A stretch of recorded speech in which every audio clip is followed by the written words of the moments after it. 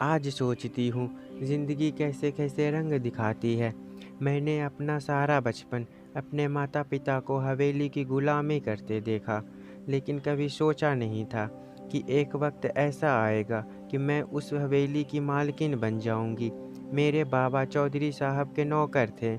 एक दिन घोड़े की मालिश करते हुए अचानक उसकी लात बाबा को लग गई। वे तकलीफ से दोहरे हो गए और अस्पताल जाते ही दम तोड़ दिया।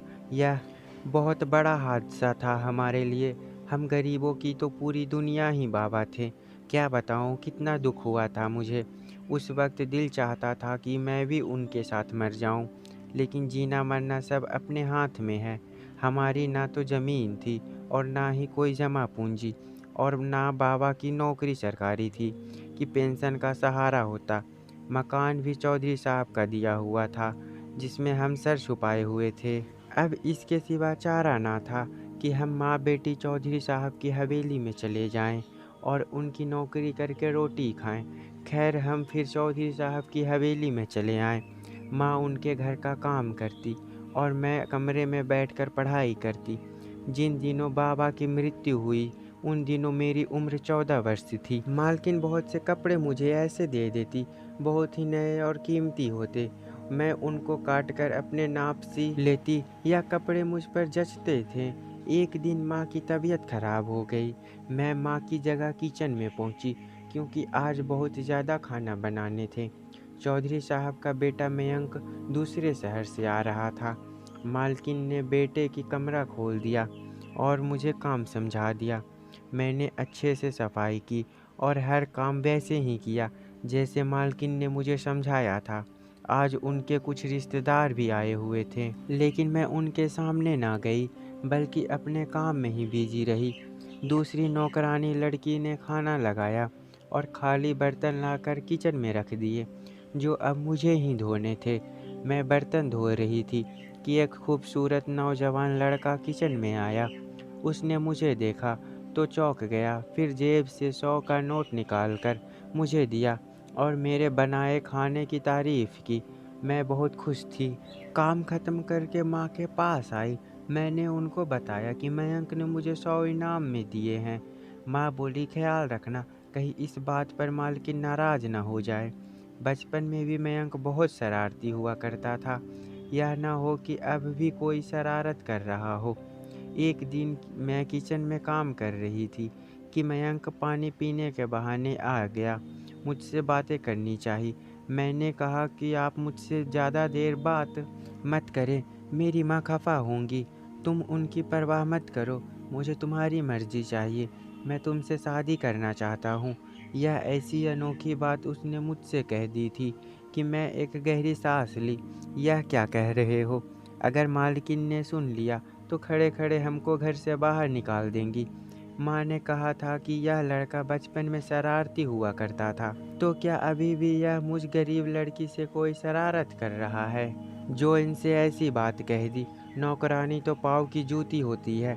कौन मालिक बर्दाश्त करता है कि उनको सर पर रख लिया जाए? मयंक की बात से मैं इतना डर गई कि अगले दिन काम पर ही ना गई और बीमारी का बहाना बनाकर लेट गई। माँ से कहा, माँ तुम जाओ, अब मैं वहाँ काम पर नहीं जाऊँगी। वह बोली, मयंक के आने से मेहमान ज़्यादा आने लगे हैं, इसलिए काम ज़्यादा होता है, तो मैं अकेले इतना सारा काम नहीं कर सकती। तुम्हें मेरा हाथ तो बटाना ही होगा।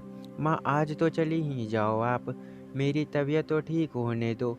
2-4 दिन अकेली काम कर लोगी तो क्या जाएगा? ऊपर से काम वाली दूसरी लड़की भी तो है ना, वह करवा लेगी तुम्हारे साथ काम।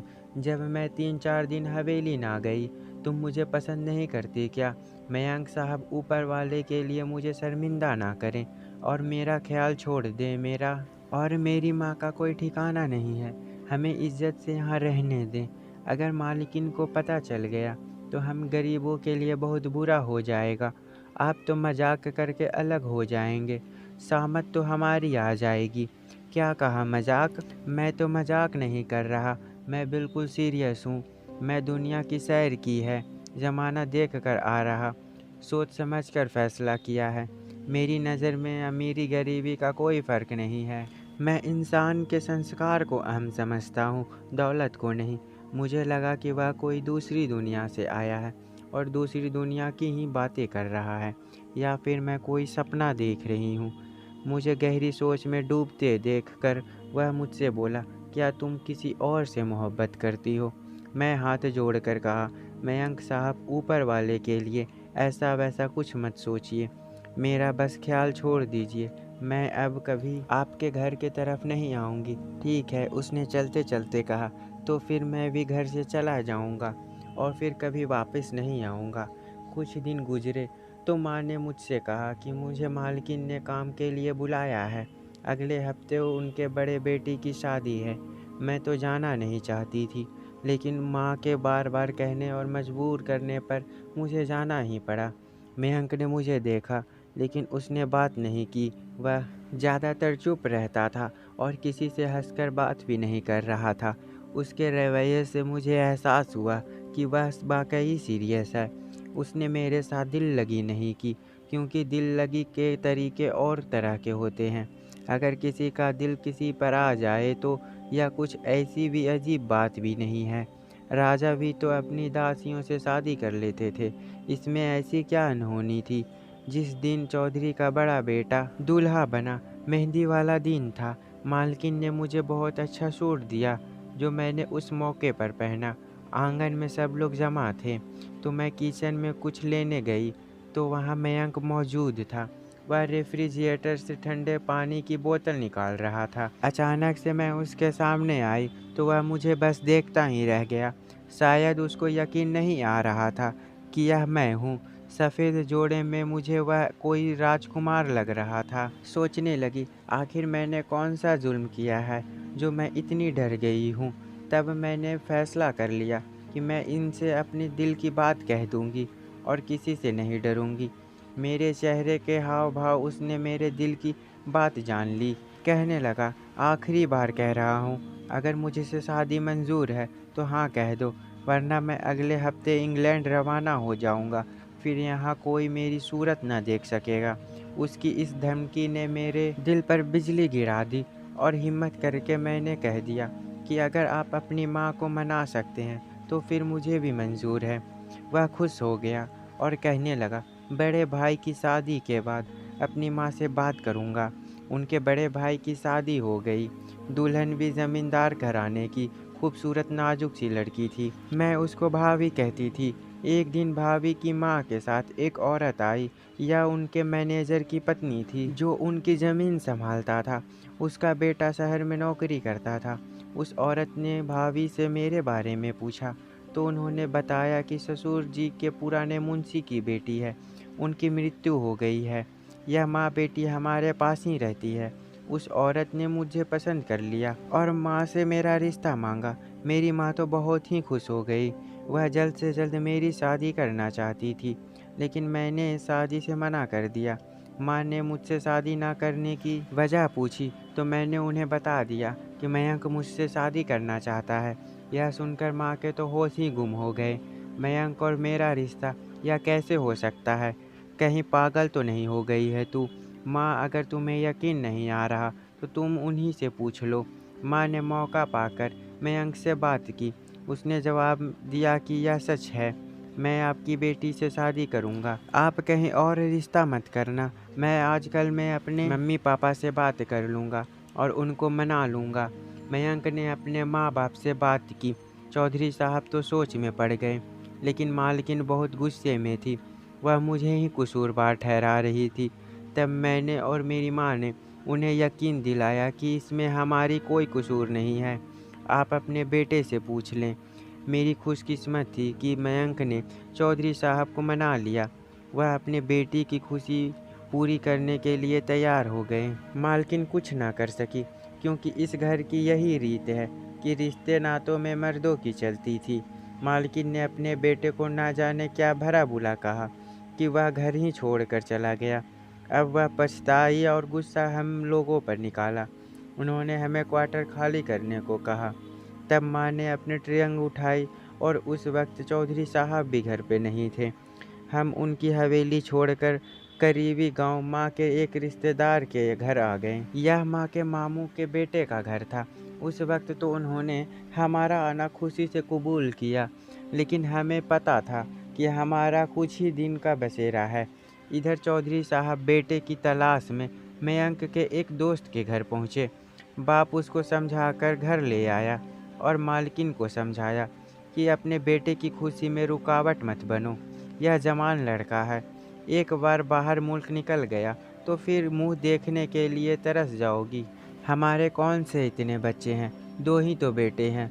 तुम अपने बेटे की खुशी पूरी कर दो। वह लड़की एक अच्छे इंसान की बेटी है, उसमें कोई ऐब नहीं। इस तरह उन्होंने अपनी पत्नी को मना लिया। बेशक मालकिन बहुत ही मुश्किल तैयार हुई, लेकिन उनकी नज़रों में मैं एक नौकर की ही बेटी थी। वह मेरे बाबा की शराफत और वफादारी को भुला बैठी थी, तो उसने यह शर्त रखी कि लड़की की शादी उसके मायके में ही होगी और हम बाद में उसको जाकर ले आएंगे। तो मेरी शादी मामा के बेटे के घर पर हुई। बाद में चौधरी साहब मुझे अपनी हवेली ले आए, क्योंकि मयंक को वह खोना नहीं चाहते थे। यह कोई फिल्मी कहानी नहीं, हकीकत है कि मुझे उस बड़े घराने ने अपना लिया और मैं चौधरी साहब की बहू बनकर हवेली में उतरी।